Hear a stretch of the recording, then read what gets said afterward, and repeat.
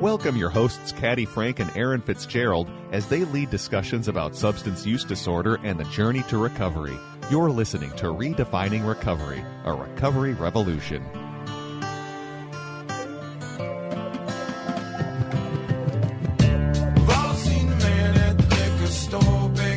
Well, welcome to Redefining Recovery, a recovery revolution.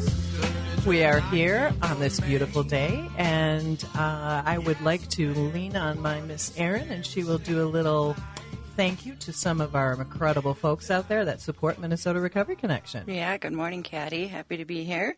Special thanks, as always, to our generous funders, including the Patrick and Amy Butler Family Foundation, Otto Bremer Trust, the Sauer Family Foundation, the Hardenberg Foundation, alongside many other donors. And today we have Andi and Rina joining us from Twin Cities Pride. We are incredibly excited to have you with us today. Whoop, whoop, whoop. You're happy to be here. Yeah. Yes.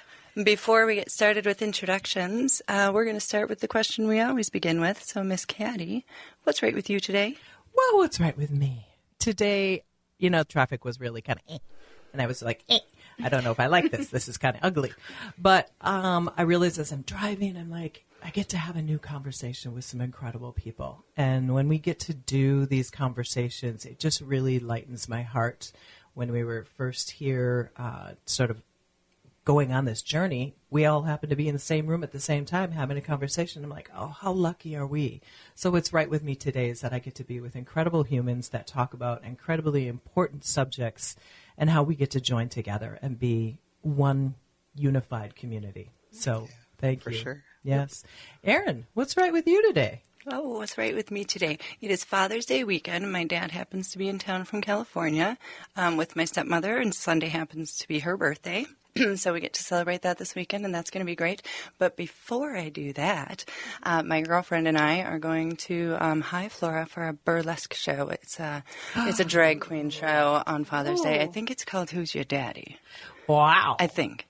I'm really excited. Be surprised. Yeah, it's going to be so That's much what fun. it's called, yeah. That's cool. Yeah, so that's, I'm excited about that. I haven't been to a drag show for a really long time, so that'll be fun. Oh, that sounds so cool. Yeah, it'll be good. How about you, Rena? What's right with you today? What's right with me today is, so it is Pride Month, so we at Twin Cities Pride are just say burning the candle on fire, at both ends maybe? is like, there we go, the entire candle is on fire. And, Andi and I usually record Twin Cities Amplified on Tuesday mornings here at AM 950. And we usually meet for like just a lovely little coffee session beforehand to connect and like kind of get on task. And I have missed that this month because we tend to, try and get our stuff done, and we don't get to spend as much time here. We don't get to do our little coffee chats like we like to. And this morning, though, we made time to meet for coffee, to talk, because we want to make sure we had our heads in the right space for this episode, because it's so important what we're talking about. And just thank you to the both of you for making this happen, because this is something we've wanted to do for a while. For sure. So thank you. As have we. Thank you for Yes. And so, Andi, I get to ask on this program, what's right with you today? Oh, goodness. Well, starting my morning off like this instead of 6 a.m. in the office is quite great. I'm going to, yes, I love that.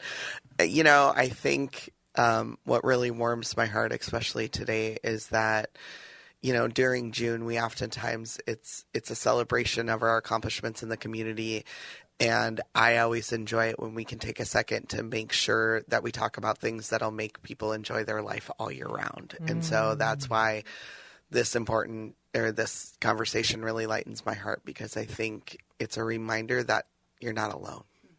Wow. Thank you. What a beautiful message. Yeah. And we do have to enjoy our lives all year long. 100%. Every day. I want to just add that I was at the Loon soccer game on Saturday night. Oh, yeah. And it was LGBTQ night. And the flags and the peoples and the excitement. I had no idea. I got free tickets from a friend of mine. Bless you, Omar. Thank you if you're out there anywhere. And it was like I got to have that extra little pop of that excitement. So The whole idea of bringing us together in this conversation is to talk about, yes, we are in Pride Month, which is amazing, but then we're also going to truly be talking about this intersection between substance use disorder and the LGBTQIA plus community, and where they all do intersect. And before we actually started, we're like, where does it almost always begin? Andy? Yeah. And it's funny that we're talking about this in Pride Month, because I think oftentimes Pride Month brings a whole lot of people out. And when we talk about Pride festivities, we often talk about bars and what that looks like. And so, we were having a discussion this earlier before we started recording, that where is the place to meet community, right? We talk about community a whole lot and what community does for us, and you always meet them in the bars. Yep. And it's not just the college kids. It's not 20s, 30s, 40s. It goes all the way up, because the place to meet folks and community and all that, unfortunately, has been the bars for generations. Far before Stonewall even happened, for sure, it was underground bars. Absolutely. So, and we know with bars brings a whole lot of substance. Yep, in every way, shape, or form. Yeah, 100%. We think it's just alcohol, but I know back in the day when I was hanging out in all the bars, because, hey, I worked in retail back in the 80s and the 90s. Yeah. Let's go. There's a lot going on in all those places. Yeah. Activities that we just probably, some of us would like to forget on occasion. 100%. Yeah. Yeah, those rooms. Yeah. Yeah. Yeah. And that dance floor. Yeah. There's some stuff going on. Yeah. There is. So, not just dancing. Is no, that what you're telling me? Yeah. So we all know it, people. We all know it. And we're not trying to shock people. No. We are just truly talking about what happens in the community, right, Rina? Yep. Absolutely. And then, you just kind of develop these habits. The more you go, that's the place to go. And then it's, let's loosen up, right? How do we loosen up and get that anxiety gone? Let's, have a shot. Let's start with a shot. Let's do, and you just start developing habits. Well, and I think too, especially like when you were talking about the 80s and the 90s and the 70s, when it wasn't, socially acceptable to be out, and the only place that you felt safe was in those bars. And so you've had a really tough day mentally, sometimes even physically. You've had this day where you've had to live as someone else, and then now you get to go to the bar, you get to relax, you get to release some of that and be you, and it's a mental health disaster. And people don't realize it, because it's like, okay, well, here I feel safe, here I feel welcome, and this is what this space looks like, so here's what I'm gonna do. Without even knowing it, you've done it for the last 21 days in a row. Right. Or 21 years. Or 21 years. Yeah. And I know people like that. It just You're looking at one of her in a sense, yeah? Straightforward. You don't realize it. And then you're like, hopefully one day you get to step back and go, wait a second. What was I really doing? Is this really the way I want my life to go? Is this really, like we were talking about, it's like we want to be back to what is humanity and community and interact with one another and have fruitful conversations versus fruited conversations. When you're sort of altered and you're just sort of, you're being who you think you should be, like you said, but instead, you're just not living in the space that you want to. You're going to the safe space. And I think that's really, I know in the years that I was at First Avenue, it was a safe place because I could just express myself, At work, I had to be all buttoned up and do what I was supposed to do. Then I would go out with some of my friends in the queer community and the gay community, and then I would go to First Avenue with all my friends in the straight community. Well, everybody was everybody. Everybody there. Yeah. And then you went home and you're like, well, now what? Right. Okay, I'll just do it again tomorrow night. Right. Because that's where I can go and I can be, sort of release. So we're going to take a break real quick, but we're already off to the races in this conversation. This is so amazing, so amazing. When we come back, what we're going to do is we're going to ask Rina and Andy to talk about some of the Pride events that are going on, and then we are truly going to talk about where do those intersections connect between the overarching stigma that we have around so much of both our communities, which are really one community in a sense. Yep. So thank you two for being here. We're off to a rousing beginning. Yes. We'll be back. Redefining Recovery, Recovery Revolution. The hair on his face is dirty, dreadlocked in for the main. He asked a man for what he could spare with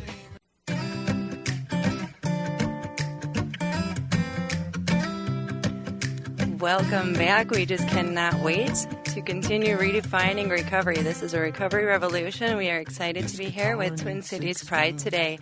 And before we went on break, we were just discussing the intersection between substance use disorder and the LGBTQ community. And I'm wondering, I have a sibling who was borderline on the verge of having a substance use disorder at a time in their life because because they just really were unsure of who they were, right? For a while, they thought maybe I'm a lesbian or I'm bisexual, and they were just confused, and substance was what was helping them feel better. Finally, they found a group at the U of M. It was a queer community, and they were just embraced and really, really found who they were and found this community who made them feel welcome. And that really helped them get out of that using of their substance, right? Because they had connection now.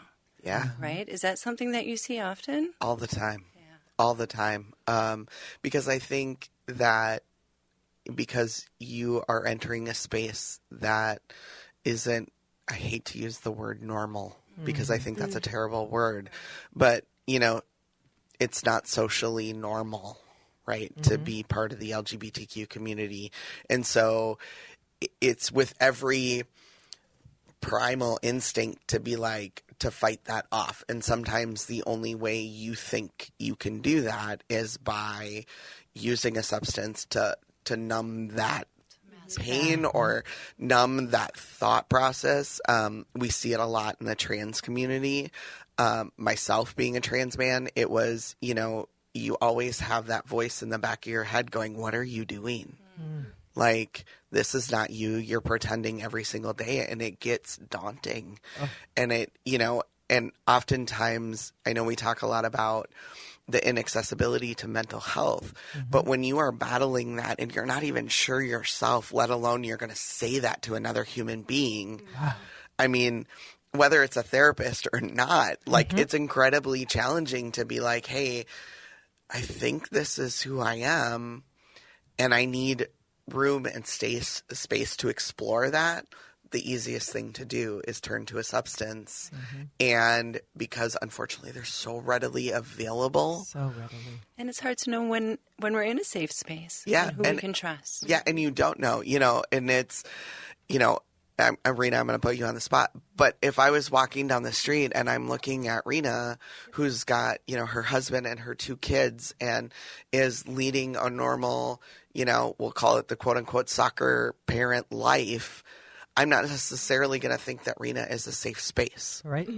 And so I'm going to sit down next to her in a bleacher, maybe at a kid's sporting event, and never be my most authentic self, because how do I know that that's a safe space? Wow. Yep. You don't. And so you go to, again, we go back to the whole bar thing. Right. You go back to the bar because you know that the people in there have identified themselves and this is a safe space.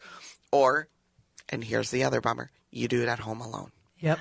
Because you're just trying to numb it. Yeah. Because I imagine there's so many voices in your head just conflicting with, if you're going out to work, you have to present one way. And if you're going to your family, you have to present one way. You have to go maybe out with some friend groups from high school or college. What were you at one point and who are you developing into? So it's like this, you've described a perfect maze of where do you go. And then you sometimes, I imagine, just want to disappear. Yeah, you're literally standing in the middle as, that ride at carnivals that you stand up against the wall and it spins around and around, and I don't know how people go on that stupid thing, but whatever. It's like you're standing in the middle and you can't even see straight. And fortunately, there are a lot of us that find community groups. It's why community is so important, whether or not you're in recovery or you're part of the community or part of a religious, faith-based group, community is so incredibly important because then you realize you're not alone. You're not so lonely, yeah. You know? And sometimes being alone is what you think is a lot easier than trying to find that group. And I think when I came on as ED, like Rina pointed out, that was my whole point, is how do we make sure that people can find community all year long so that we're not turning to those things. Yeah. That's Yeah. amazing. Rina, what's your space at Twin Cities Pride? What do you do? So I came on as Andy's assistant. We laugh about this joke because now the Yeah. job is, So when Andy came on as ED, Pride really was kind of June centered. And it was the parade, the festival, Family Fun Day, and the Rainbow Run. And like Andy talked about, a big goal of his was we need to celebrate Pride all year long. We need to have more programming. We need to have more outreach. If you look at our website, it says right on our mission, it is the purpose of Twin Cities Pride is to help people live their most authentic lives. And when people are in that comfortable space of living their authentic lives, you are less susceptible to all these urges to escape and to just forget about things and push things aside. And what better way to do that than to keep creating these authentic spaces for people. So since Andy has come on, we have started a Friendsgiving fall meal. We have done game nights. Dungeons and Dragons nights at the office for young people, like a fall concert. Did I already mention that one? We're just trying to like come up trunk with or treats. Nice. Yes. The rainbow wardrobe. Well, yeah. Which started off as a clothing swap at our Yeah, we won't festival even last talk year, about which that has one. exploded. We now have a whole basement full of clothing. People can stop by if they're looking. If they need clothes, gender-affirming garments, And it doesn't hygiene matter if you're products. part of the community or not. No, If because you just need a safe space to go, We had a please family come. come. Yeah. They had a house fire, and they heard that we have free things, and we said, yes, go help yourself. But all that to say, trying to create, I think, these spaces for people to come in and be their authentic selves, especially in a sober environment, is just such a huge, huge step in eliminating that as well. I mean, I had a brother who suffered from substance abuse problems, and his anxiety was really what was kind of pushing him into trying to escape all the time. Right. And just found himself in this horrible spiral of, he would go home at night and he would drink, and then he'd wake up the next morning feeling terrible. All his symptoms were exacerbated, and he just couldn't wait to get done with work to go do it again. Yep. And if, he felt so lonely and isolated, which is another one of the reasons we try and create these places for people to come just be themselves and take a breath and feel comfortable and relaxed and socialized.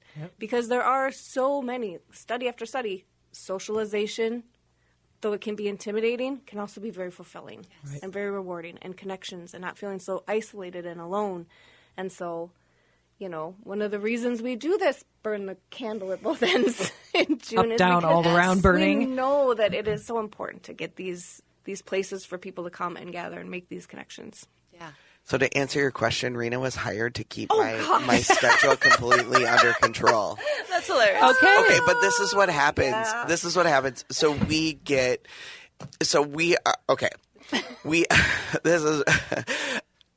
are the world's largest free pride. Yes. World's largest, and that's according to Inner Pride. That's so amazing. Inner Pride is an organization where all the world's prides come together. We share stuff. We learn about each other. And so we are the largest. We are run by 7 people. We have Huge. 7 paid staff. Huge kudos to you guys. That's amazing. Yeah. And we've got... We couldn't do it without the volunteers. If tell you've us ever been about a vendor at Twin Cities Pride and you've met a man named Derek. Derek is a volunteer. Most people don't know that about Derek, but Derek is a volunteer. He leads a very full-time, important job, and yet he volunteers his time. So, Rina got brought on because I needed somebody to hold my ankles as I dreamed really big. Hold you down. And Beautiful. to hold me down. And so I would not be sitting in this chair right now if it wasn't for Rina and making sure that my schedule is on track. And not only that, but make sure I eat. Yep. And make sure I sleep. There's some And of make that. sure I see my family. Yes. You are me. We are you. Yeah. We Yeah. are Yeah. twinnings here. Yes, Yeah. exactly. Yeah. Yeah. Got the dynamic here. Yeah, I mean, we need 100%. people. I'm not an executive director. I have a different role at MRC, but kind of been around a long time. I'm the dinosaur there, where you're kind of the newbie at Pride. But there's a lot of things that have to be done, and when you say it's run by 7 people, we have more people at Minnesota Recovery Connection, but they all have different jobs that they do. And when we run the Walk for Recovery, which comes up September 21st, just saying, it's we're a team of 4-ish, 5-ish that run the biggest recovery event. Yeah. And what I say about that is that it takes so much energy to do these events for our communities, but they are so important because we need to be in safe spaces for the things that we encounter. Because the stigma around substance use disorder and around the queer and LGBTQIA plus community, I try to make sure I get it all in to make sure I'm inclusive. Yes. There are two communities that overlap, and I want us to make sure that we're making that connection. Yeah. Because I, as a woman who, as cis female, have in my early years was out and about in the gay bars all the time, the queer bars. It was like let's go to the saloon, let's go to First Avenue, let's go to the saloon, let's go to First Avenue. Now this is where it all precipitated on the problems of drinking because I escaped, but those were safe spaces, regardless of my identity. Yep. But when I stopped using alcohol in my case, I didn't know where I fit in for a long time. And I went to AA, which was my safe space because it was a new group. And now I don't do that because I found other community. So I don't know where I'm going, but it's... That's what I love about what you guys are doing is you're making these spaces for people to make connections because that's the most important thing is and we don't have these safe spaces. We have spaces that were bars, and that's wonderful to meet and make community, but we need the safe space so that we can remove the substance because it's become a problem in all of our communities. So what do you think of when you see a rainbow? Ooh, I don't know, just glorious. Like, if you saw a rainbow on the outside of the building, would you walk in it? Yes. I would. You would. Why? Because it's safe. Well, it's a safe space, It's right? it's kind of like this space where all are welcome. Yeah. That's kind of what I see in So my head. here's where the intersectionality comes into play, is that people see the rainbow, and this has actually been proven. Seattle Police Department started putting rainbows in businesses to show the community, not just the LGBTQ community, but anybody who felt marginalized and unaccepted. They realized that the flag was people knew that if they walked in there, it was going to be an accepting place because the LGBTQ community has been beaten down so many times that if you are willing to put that symbol out in front, you know you're a welcoming space. And here's where it comes into play, is because where you talk about the stigma between the two groups, they're just looking for a place to feel safe and included, right? They're not always, and unfortunately, someone's going to look at someone with an addict, and I have a brother-in-law who is an addict and who, an amazing human being, absolutely just would put himself on a railroad track for my children, right? Like, and me and my spouse. And yet, the minute somebody hears that, they think negatively. No matter how many times I could simply say that this man would do anything in his power to protect his family and his friends, that's not what they hear. You must be morally corrupt. Right? Must be. You got because you issues. screwed it up, right? Newsflash, people. Everybody screws up. Thank you for sharing that about the flags. That is so great. Well, Yeah. I'll have you know, we have a flag in our office that has been sort of lurking around. Yeah. We got it from a vendor that we use to get our buttons. Yeah.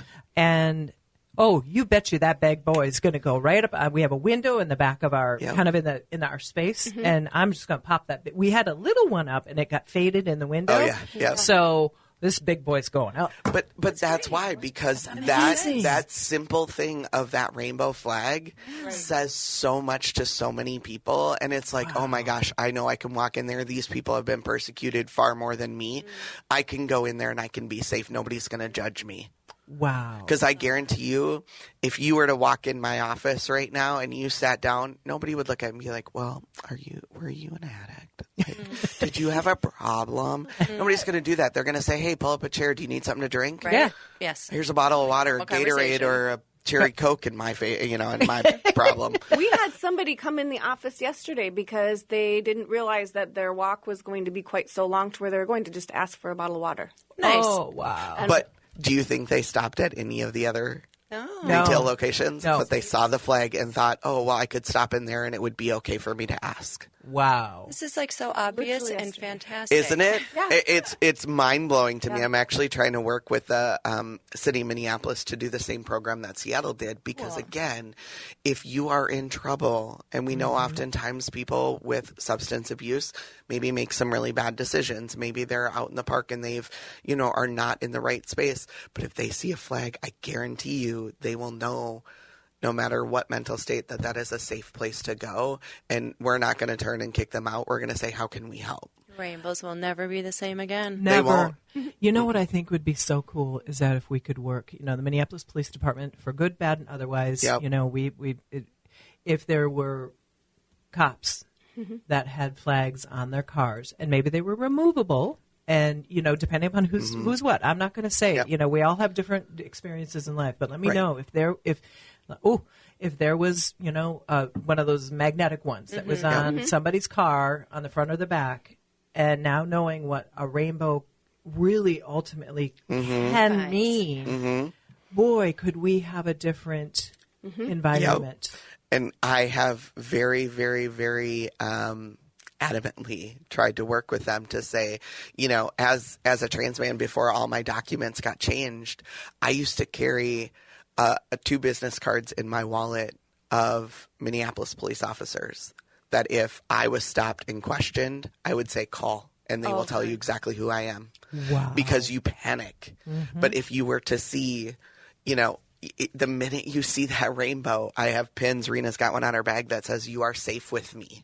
Like this is okay. Something So that little that someone sees and says, "Oh, okay, they're a safe person that if I'm in trouble, I can go to and they will help me and not turn their back against me." and this can be as simple as Andy shows up at the softball game, like the situation Yep. he was talking about earlier. Yep. He sees this bag sitting next to me. I might be the one he sits next to on the bleachers. Yes. 100% I am. Yeah, because that just says Right. that messaging, which is so incredibly important. Yeah. Yep. Wow. Thank you. Sorry Just- to mind blow you there. Well, No, you'll never look at them the same. I guarantee I you. won't. Anytime you will notice rainbow flags in businesses. You will notice them everywhere because people don't put them up if they're not willing to accept anybody who walks in that door.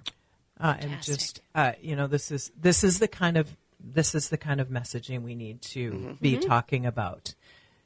Whenever, if I move it back to the substance use disorder world, years ago I was in New York and I was wandering around and I saw the little round sign it's round and it's blue with an AA in white on it. And instantly at that time when I was utilizing those meetings, I'm like, oh, there's a meeting there.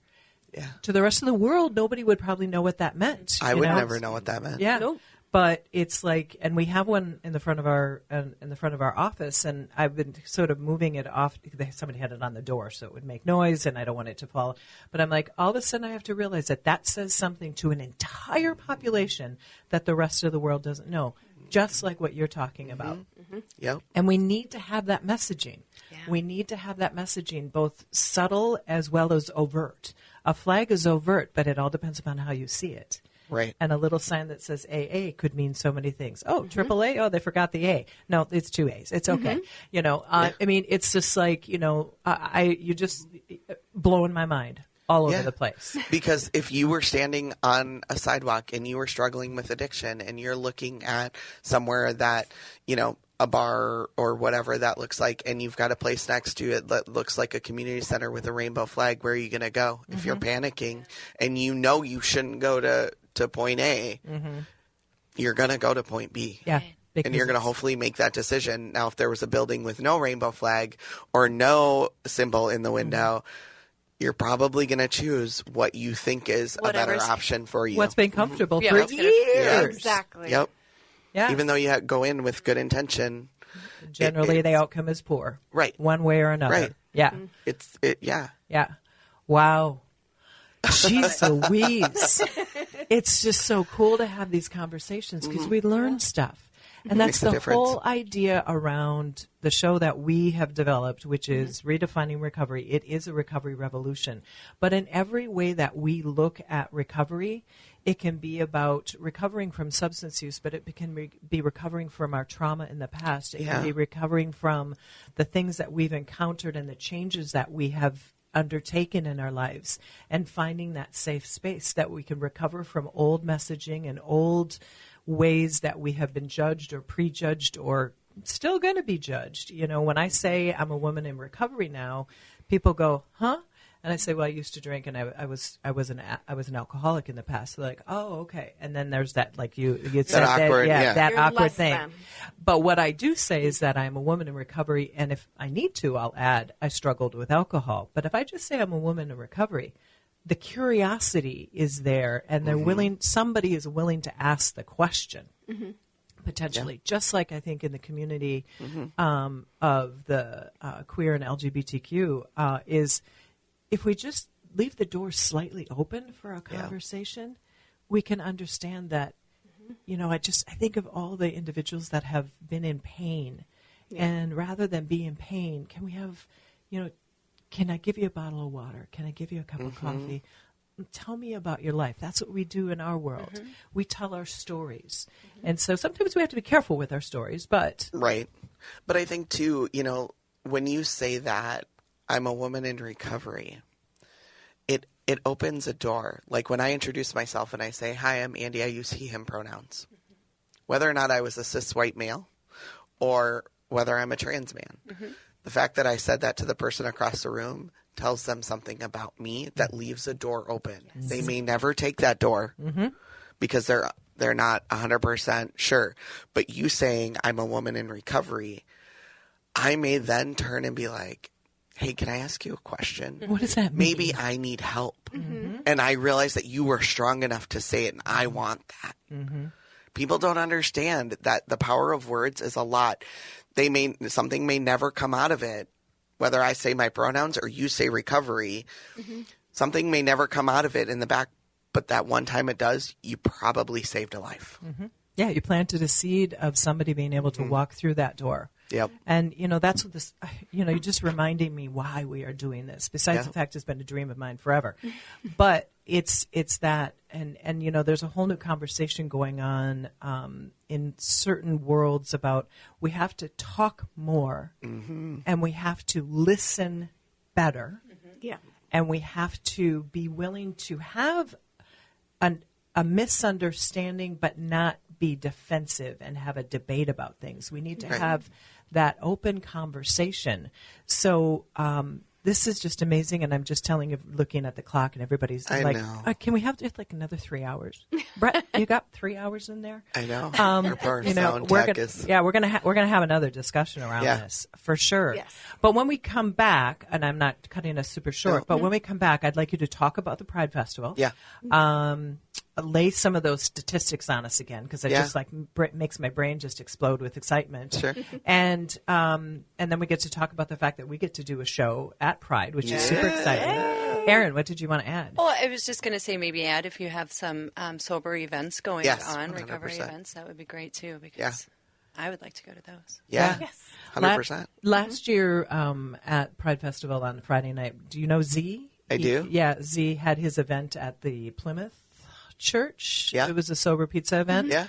And that's not happening? I know Z's not organizing it. Is there a Friday night event taking place at all? I'm jumping the gun here a little bit. Yeah, we'll get into some things Some that you are can going do. okay, because definitely do. myself and a former coworker Justin were there, and we kind of did just a little presentation. There was another gentleman there who did harm reduction conversation and stuff. So Very these cool. are all the things that we need to talk about. We need to talk about in our communities. So Yeah, for sure. we are going to take another break, and when we come back, we're going to capsulize this incredible conversation that could go on for miles and come back, and we will just continue this incredible energy that's going on. So thank you for listening to Redefining Recovery, a Recovery Revolution. We'll catch you in a couple seconds here.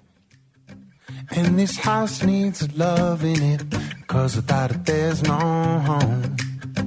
And there's one thing that I've learned through this year of being alone.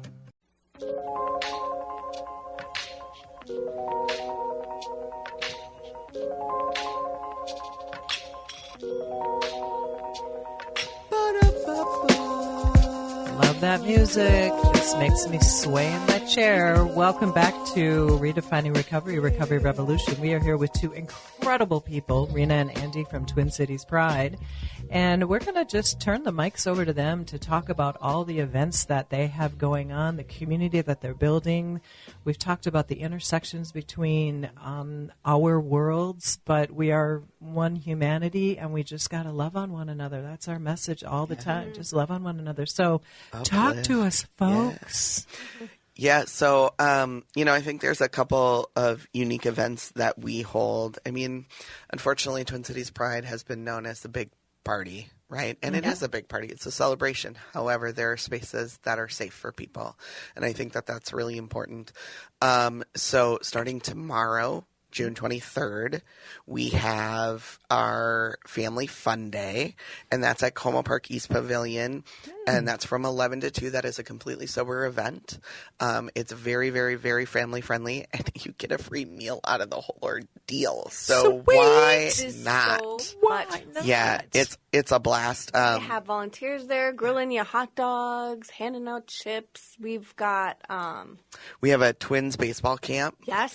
That is going to come, and they're going to, some folks from the Twins are going to come out and, I'm gonna be hit there. some balls and do all that fun stuff. Yeah, and then, Arts and crafts. oh, yeah. Oh my And gosh. if you think that that's just for the kids, you're kidding yourself. Right. Oh, because no. I know 100% those adults were over there with some hot glue guns and beads, and we're making some pretty things. We have an amazing volunteer named Bubba who comes and brings all of these wonderful things to decorate. Hats, bags. He has so many baubles and little things to decorate with. We had parents, kids, and just people walking by thinking, oh my gosh, that looks like fun. Oh, I'm there. Yeah. And so everybody can go. And I will say this is, Twin Cities Pride Family Fun Day. Allies, come and bring your families. Oh, my Yes. goodness, You yeah. are so welcome. Yeah. You are so welcome The at more this. the merrier. And Caddy, when you said the one humanity earlier, that's so perfect because that's exactly it's about making connections.